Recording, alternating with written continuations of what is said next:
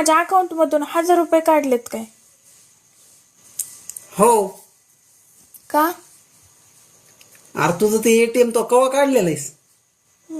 1 वर्ष झालं असं ना आता. हा, मग त्याच्यात तो लेनदेन केलं का? लेनदेन म्हणजे ईडीच आहेस तू, त्याच्यावर लेनदेन करावं लागतं, नाही तर मग ते बंद पडत असतंय.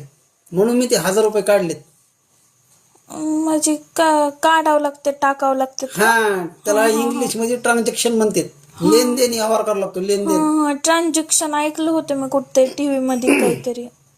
मग आता 1000 रुपये देतात, त्यात टाकतो. आता काढलेत ना, आता तुम्हाला 1000 रुपये दे.